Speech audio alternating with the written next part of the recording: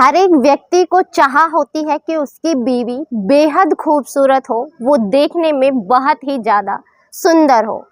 लेकिन अगर पत्नी सुंदर हो या प्रेमिका सुंदर हो, तब तक ही उनके बीच प्रेम पनपा रहता है, तब तक ही एक प्रेम होता है, एक प्यार होता है, एक स्नेह होता है। लेकिन वही सुंदरता अगर पति या प्रेमी के अलावा बाहरी मर्दों को अपनी ओर आकर्षित करने लगे, बाहरी मर्दों को अपने ऊपर लुभाने लगे, और वो जब इतना दायरा पार कर जाए कि वो अपने रिश्ते नातों की मर्यादाओं को भूलने लगे, तो ऐसी खूबसूरती अक्सर अपराध को ही जन्म देती है।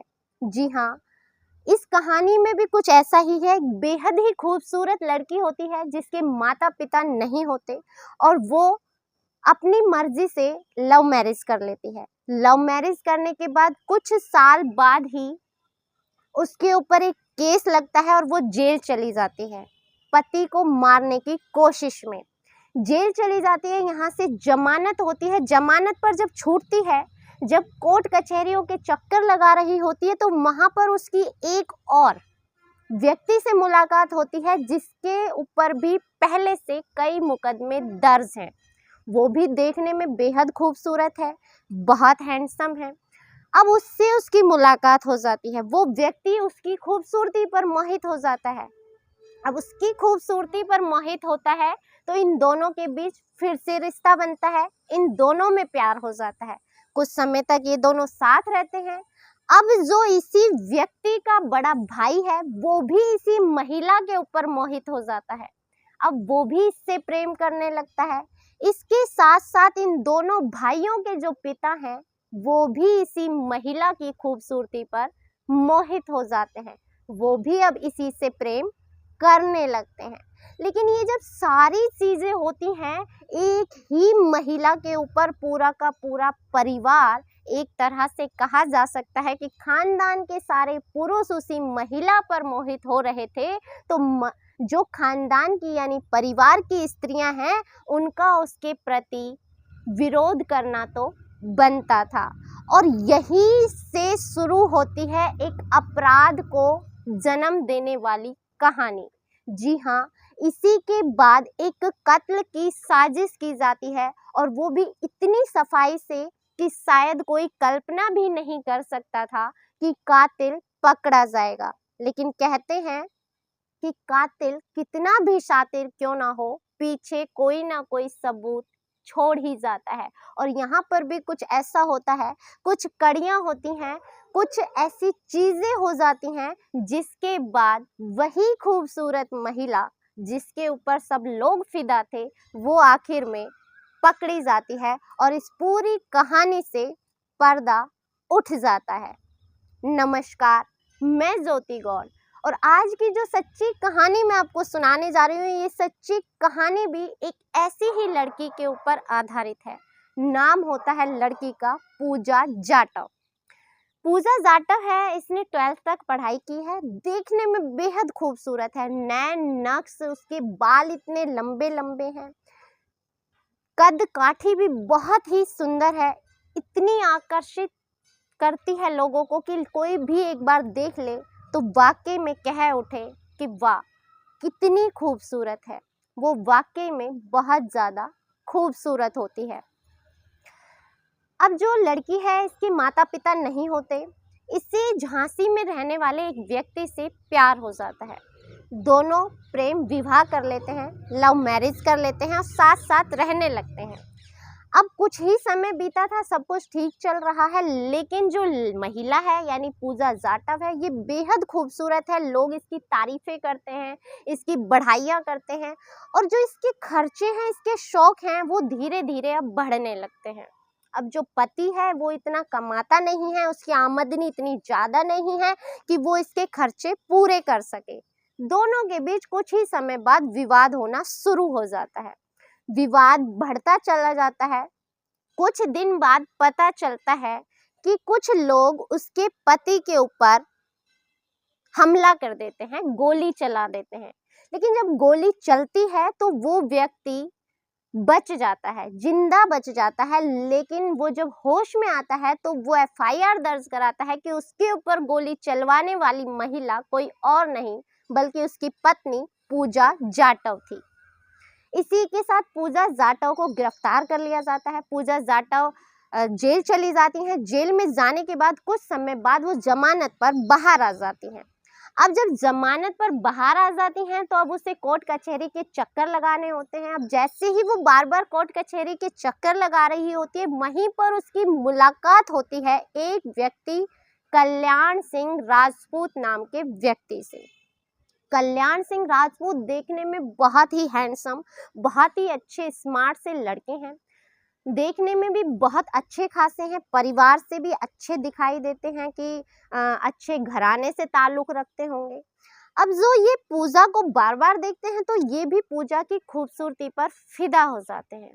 दोनों आपस में बातचीत करते हैं, मिलते हैं और बातचीत के सिलसिले में पूछते हैं कि तुम यहाँ कैसे आती हो, तो वो बताती है कि मुझे मेरे पति ने झूठे केस के इल्ज़ाम में फंसा दिया कि मैंने उन पर गोली चलवाई थी और मैं उसी केस के चलते यहाँ पर आती हूँ।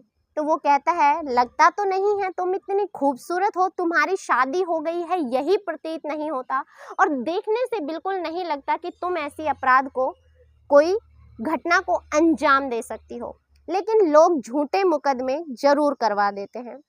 अब पूजा पूछती है कि तुम यहाँ क्यों आते हो, तो वो बताता है कि मुझ पर भी 4 से 5 मुकदमे दर्ज हैं, झूठी शिकायतें की गई हैं, चोरी डकैती मारपीट के मुकदमे मुझ पर भी दर्ज कराए गए हैं, इसी कारण मेरे यहाँ चक्कर लगते रहते हैं। अब दोनों के बीच बातचीत होती है, फ़ोन नंबर एक दूसरे के बदल लिए जाते हैं, आपस में फ़ोन पर बातचीत होती है, मिलना जुलना लगा रहता है, दोनों के बीच प्यार हो जाता है।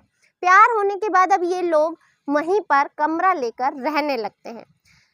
अब दोनों की जातियां अलग थी, वो जाटव थी, वो राजपूत थे दोनों, और अभी इनका तलाक, जो पूजा जाटव है इसका तलाक नहीं हुआ था, इसी के चलते ये दोनों लिव इन रिलेशनशिप में रहने लगते हैं। तकरीबन 6 साल तक ये दोनों साथ साथ रहते हैं, बिल्कुल पति पत्नी की तरह। लेकिन 6 साल तक इन्हें कोई भी औलाद नहीं होती। शायद इन्होंने कभी औलाद करने के बारे में सोचा नहीं होगा, यही वजह रही होगी। अब 6 साल बीत जाते हैं, तभी अचानक से एक रोड एक्सीडेंट में कल्याण सिंह की मौत हो जाती है। अब जब मौत हो जाती है तो अब फिर से पूजा की जिंदगी बिल्कुल उजड़ जाती है। अब उसके आगे पीछे फिर से कोई नहीं था। अब वो करे तो करे क्या, अब कोई रास्ता नहीं बचता।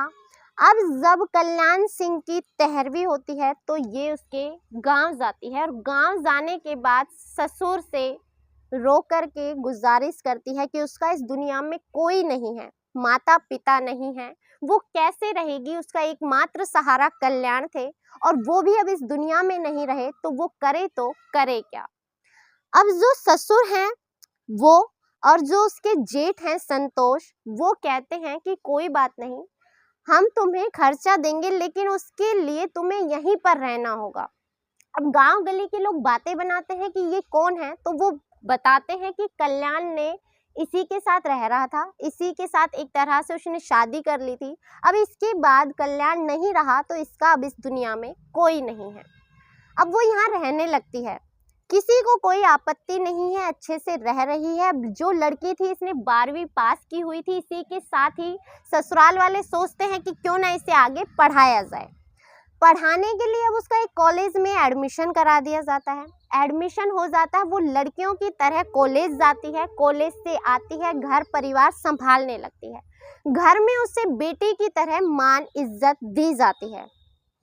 लेकिन कुछ ही समय बाद पता चलता है कि जो कल्याण सिंह का बड़ा भाई है संतोष सिंह राजपूत, वो कहीं ना कहीं पूजा के ऊपर आकर्षित है और दोनों के बीच कहीं ना कहीं प्रेम संबंध भी हैं।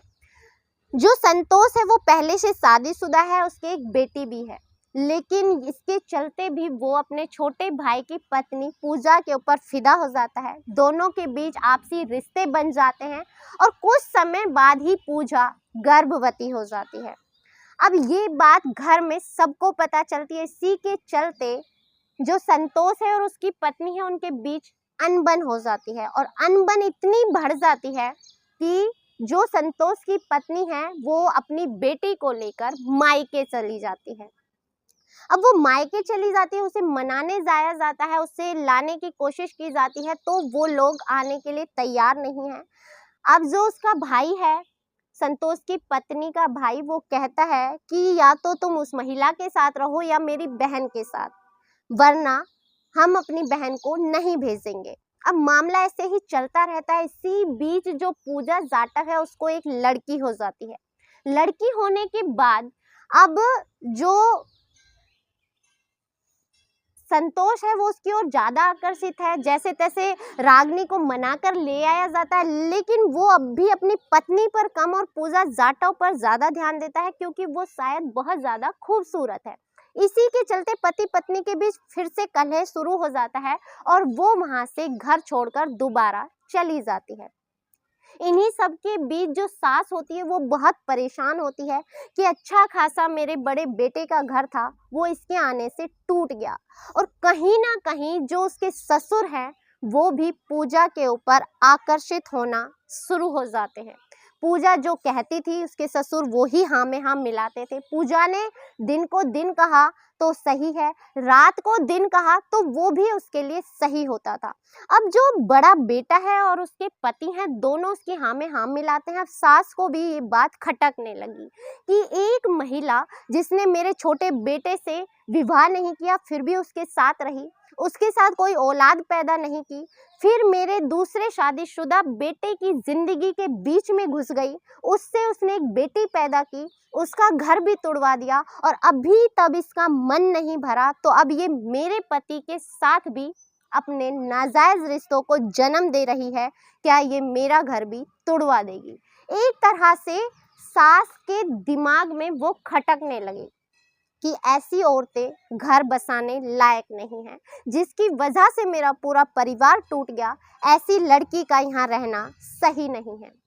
इसी बीच रागिनी को मनाने जाया जाता है, यानी जो संतोष की पहली बीवी है उन्हें मनाने जाया जाता है। तो वो एक शर्त रखती है कि मैं यहाँ पर तब आऊंगी जब मुझे मेरे मंगलसूत्र का पूरा हक मिलेगा, यानी मैं तुम्हारी ही पत्नी बनकर रहूंगी, कोई और दूसरी स्त्री तुम्हारे साथ नहीं रहेगी, पूजा उस घर में नहीं रहेगी, तब तो मैं उस घर में वापस आऊंगी, वरना नहीं आऊंगी।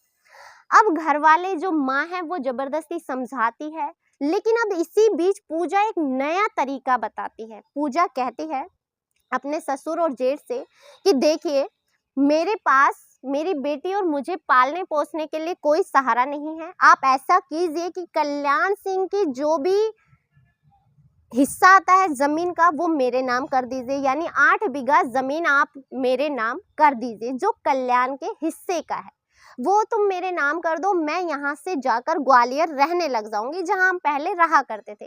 अब जो ससुर है और जेठ है उसे कोई आपत्ति नहीं है, क्योंकि अच्छा है, वो अच्छा खासा अपना हिस्सा लेकर जा रही है और इसी के साथ उसकी पत्नी और बेटी भी आ जाएंगी, तो सब कुछ सही है। ससुर तुरंत से हामी भर देते हैं, लेकिन जो सास है वो कहती है कि मैं इसे एक फूटी कोड़ी नहीं दूंगी। मैं जिस बहू ने मेरा घर उजाड़ दिया, मेरे बेटे को मार दिया, दूसरे बेटे का घर उजाड़ दिया, मेरे पति को मुझसे छीनना चाहती है, ऐसी स्त्री को मैं एक फूटी कोड़ी भी नहीं दूंगी। इसी के चलते जिद बहस हो जाती है और ये जिद बहस इतनी बढ़ जाती है कि पूजा समझ जाती है कि सास के रहते मुझे कुछ भी हिस्सा नहीं मिलने वाला। अब जो पूजा है वो एक प्लान बनाती है, एक तरकीब सोचती है कि सास को अगर हटा दिया जाए तो सब मेरे काबू में है, जेठ मेरे कहने का है, ससुर मेरे कहने में है, तो मुझे कोई दिक्कत आएगी ही नहीं, लेकिन कुछ ऐसा किया जाए जिससे मैं फंसूं नहीं। अब तारीख थी 24 जून, उसकी बेटी का जन्मदिन था, ये ग्वालियर चली गई थी, ये मई में ही ग्वालियर चली गई, मई से ही वो ग्वालियर रहना शुरू कर देती है। 24 जून को उसकी बेटी का जन्मदिन है, वो अपने जेठ संतोष को और अपने ससुर अजय को अपने जन्मदिन पार्टी में वहां पर बुलाती है। और इसी के बीच जो इसकी बहन है कामिनी और उसका दोस्त है अजय, उनसे फोन पर बात करती है कि तुम्हें मेरा एक काम करना है, मेरी सास को रास्ते से हटाना है और इसके बदले में जो मुझे जमीन मिलेगी उसका आधा हिस्सा मैं तुम्हें दे दूंगी। ये दोनों राजी हो जाते हैं। जन्मदिन में ससुर और जेठ आते हैं, वो रात भर वहां रहते हैं और ये लोग सीधा पहुंच जाते हैं झांसी के जो जहां पर ये तहरोली इलाका लगता है उस जगह पर, जहां पर कल्याण सिंह की मां रहा करती थी। ये लोग यहाँ पहुंच जाते हैं, जाकर देखते हैं तो क्या देखते हैं कि सुबह का समय है। जो सुशीला देवी है वो पशुओं को चारा डालने के लिए कहीं चली गई है, जो कामिनी है वो घर में बैठ जाती है, लेकिन जो अजय है वो उसे ढूंढता ढूंढता उधर पहुंच जाता है जहां पर वो पशुओं को चारा दे रही है कि मौसी जी आप यहाँ हैं, हम आपको कब से ढूंढ रहे हैं। मौसी जी देखकर खुश हो जाती हैं कि सुबह सुबह रिश्तेदार आए हैं, जाती है उनके लिए चाय बनाती है, बिस्कुट का इंतजाम करती है, चाय बिस्किट तैयार करके दिए जाते हैं।